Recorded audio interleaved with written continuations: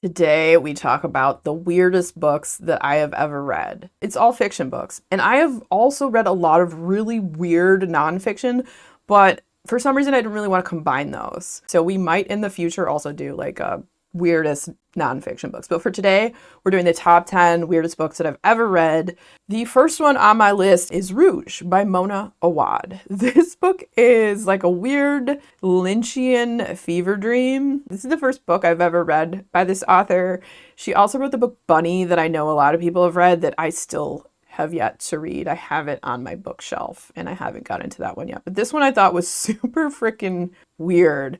And at times, like, it just doesn't feel tethered to reality when you're reading it. Like, the main character just kind of like floats in the flipping clouds throughout most of this book. So let's give you the synopsis. For as long as she can remember, Belle has been insidiously obsessed with her skin and skincare videos. When her estranged mother, Noelle, mysteriously dies, Belle finds herself back in Southern California, dealing with her mother's considerable debts and grappling with lingering questions about her death. The stakes escalate when a strange woman in red appears at the funeral, offering a tantalizing clue about her mother's demise, followed by a cryptic video about a transformative spa experience. With the help of a pair of red shoes, Belle is lured into the barbed embrace of La Maison de Medusa, the same lavish, culty spa to which her mother was devoted. There, Belle discovers the frightening secret behind her and her mother's obsession with the mirror and the great shimmering depths and demons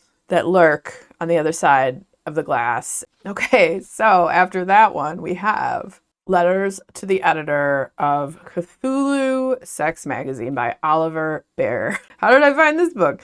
Honestly, the author reached out to me and it sounded really weird.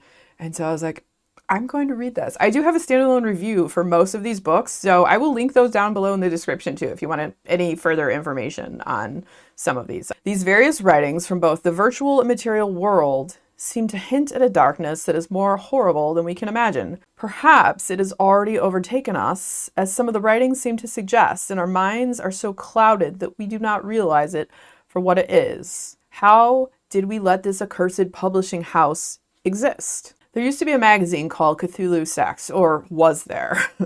Evidence of its existence seems limited to a few mentions on the internet by people of dubious distinction. This is a compilation of the letters to the editor as well as the forewords and afterwards. They seem to hint at events that may have led to the undoing of not just the magazine but the publishing company as a whole. And it starts out with the usual ramblings of a madman that you would expect to be involved in such a venture.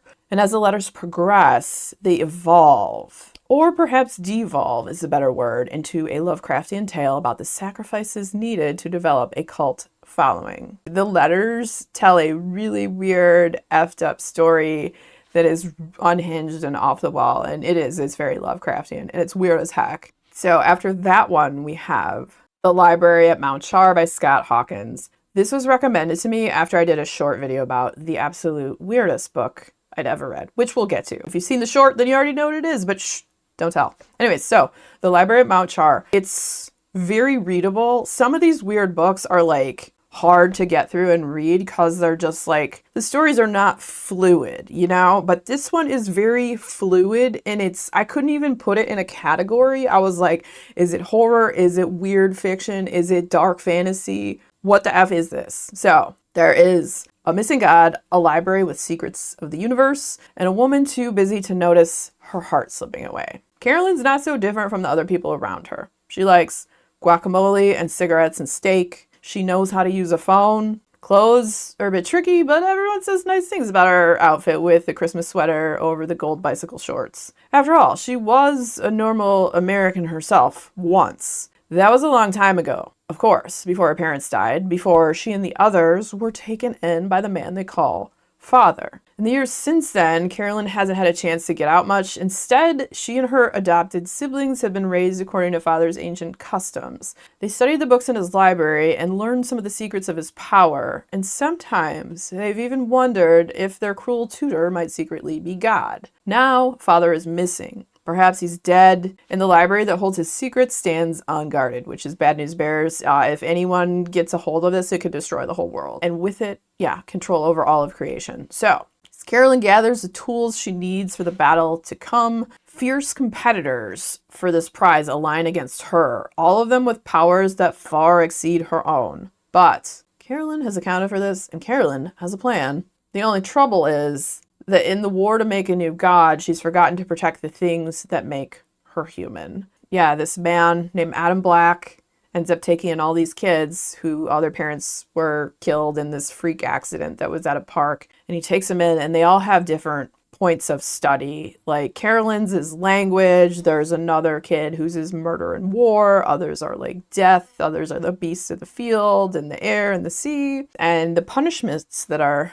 meted out are not great. A lot of these kids are killed and then they're revived again because that is one of the powers that Father has to bring them back. And so there's some really effed up stuff in this book, and it was quite disturbing and it was super weird, and it's absolutely fantastic. So this was the only book this author had written, but he has another book that is supposed to come out this year. I can't remember off the top of my head what it's called, but I think it comes out in like October. So I would definitely be curious to read more about this author. Okay, so after that one, we have The Reservoir by David Duchovny. And yes, it is that David Duchovny of The X-Files. I picked this one up, a short little novella. It's like a weird fever dream of a book. And it seems like part hallucination, part reality, just weird.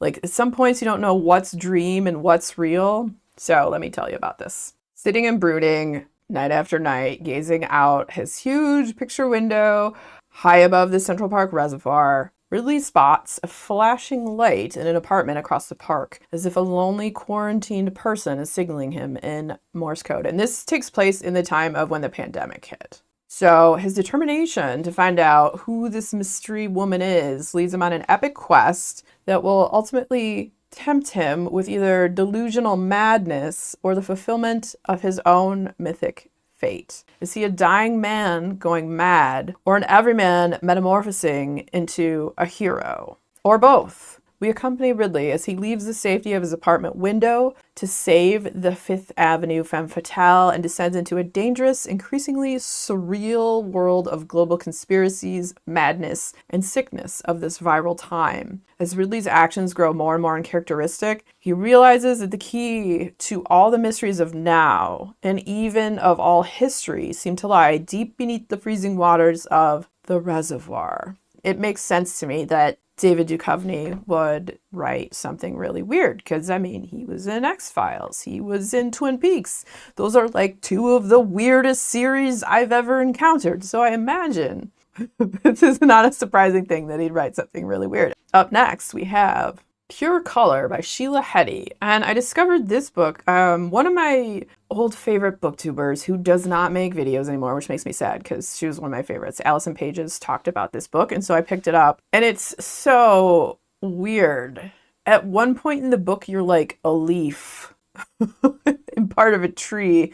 Like you go from being a human, and a lot of things are like weird vignettes and experiences of stuff that somehow makes a story. I couldn't tell you if it's really cohesive because I still don't know quite what I read when I read it. It's probably one I should go back to and try to read again to make more sense of it. But maybe it's really not much to be made sense of. I don't know. So anyways, here's the synopsis of it. Here we are, just living in the first draft of creation, which was made by some great artist who is now getting ready to tear it apart. In this first draft, a woman named Mira leaves her home for school. Then she meets Annie, whose tremendous power opens Mira's chest like a portal to what she doesn't know. When Mira is older, her beloved father dies, and she enters the strange and dizzying dimension that true loss opens up. It says, Pure Color tells a story of a life from beginning to end. It is a galaxy of a novel, a shape-shifting epic. This little synopsis description here that I'm reading back to you, it really doesn't even scratch the surface of how weird this book is. I read this quite some time ago, so I only have like vague recollections of it, but what I do remember is that it was so weird and odd at times. In points, it was sometimes hard to follow. And that's what I kind of mean too, what I'm saying. Like some of these books aren't exactly a pleasurable experience, but they're more like a fascinating thing to delve and dig through, you know? And that's kind of how this book was. Like where I would say The Library at Mount Char was like a fantastic read. It's enjoyable. It's weird. It's messed up, but it's like, it flows. This is another animal. It's an experience. It's a philosophy. It's art as book form. I don't know. Okay, so after that we have Coup de Grace by Sophia Ajram. This book focuses on the topics of suicide and depression, and it's weird and Lynchian and labyrinthine. It is a beautifully sad and emotionally crushing, wonderful little book. This is about Vickin, and Vickin has a plan to throw himself into the St. Lawrence River in Montreal and end it all for good, believing it to be the only way out for him after a lifetime of depression and pain.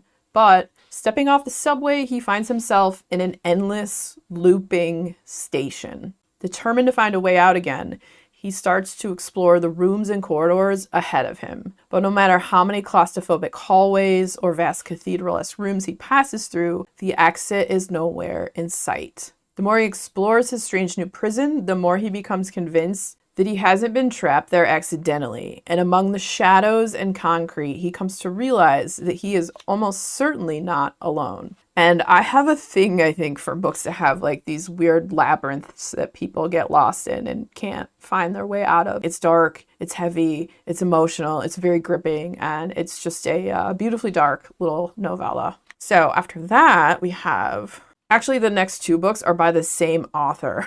I didn't necessarily want to have two books by the same author, but they were just both so freaking weird that I think they both deserve to be on this list. And so we'll say one and then we'll say the others. So we have We Used to Live Here by Marcus Cleaver. And We Used to Live Here is about this couple. They are renovating this old house. They're going to flip it and then move on and get out of there. And there's this family that shows up at the door one day. And the father is like, hey, I used to live here. And I kind of wanted to show my family where I used to live and where I grew up and all that. The one girl is kind of like, oh, she didn't really know. She's trying to make excuses not to invite them in. And then eventually she's like, oh, okay, fine. You can come in and see the house and this, that, and the other. And then the family just won't leave. And then stuff gets really weird and liminal and time doesn't make sense. And it seems like there's portals to other places. And I always go back to like, it's a Lynchian, and Lynchian being like, not everything always makes sense in what's happening. And even after you finish the book, you're like, what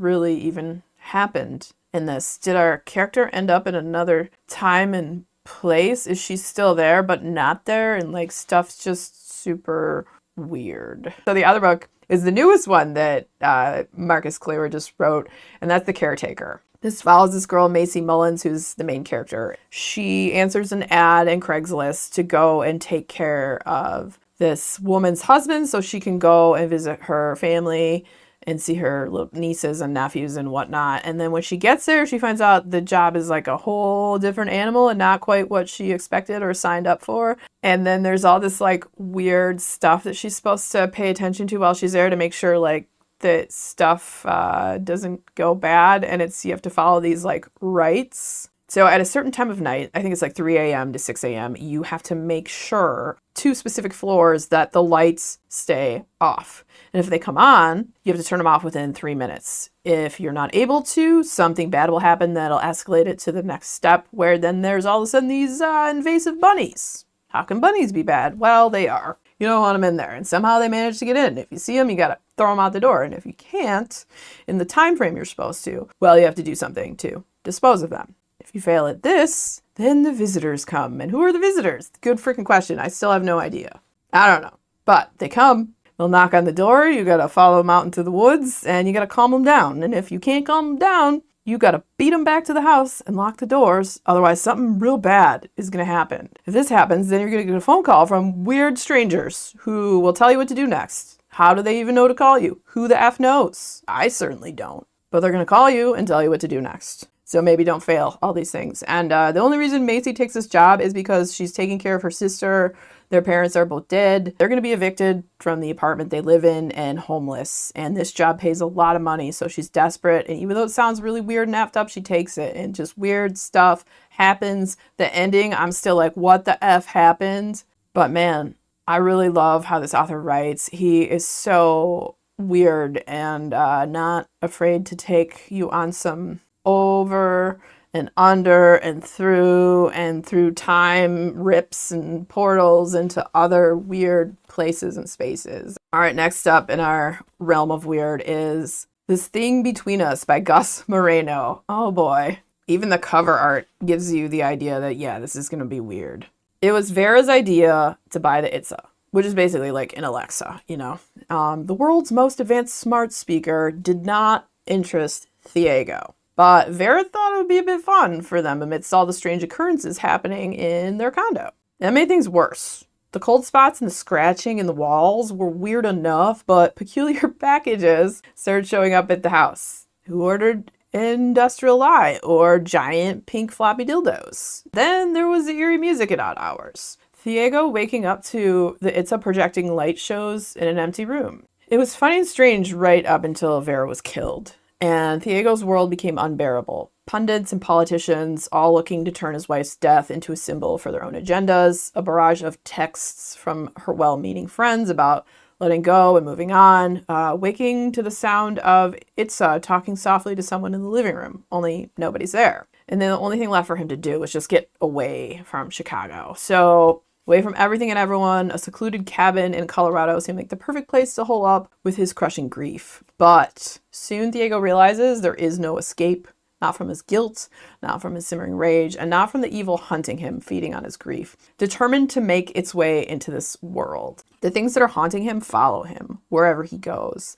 And at one point he stops off at this weird like diner, and it seems like the diner doesn't exist in the time that he might have been in. It seems like a very liminal space and a liminal place, and the person who works there isn't all that they seem, and I don't think they're quite human. Really effed up, tripped out stuff starts happening, and a lot of this just doesn't make sense either. This is another one of those things that you're like, I need to read this like 4 more times to try and still make sense of what happened. I do have a standalone review for this too that'll have more info in it, and I think I actually have standalone reviews for every single one of these except for my number 1 weirdest book, because my number 1 weirdest book I read when I was a teenager. That number 1 is, if you've seen my short about it, you already know, but that's House of Leaves, dude. This book is the weirdest book I've ever read, and it has remained the weirdest book I've ever read. I've read so many weird paranormal books, but this one takes the cake. Sometimes there's one word on the page. Sometimes the words are backwards. The fonts are different sizes. Like, the text will be diagonal. It'll be written in a spiral. These people move into this house, a door appears, and it leads into like a weird labyrinth. So this guy and some of his friends go in there and they start exploring.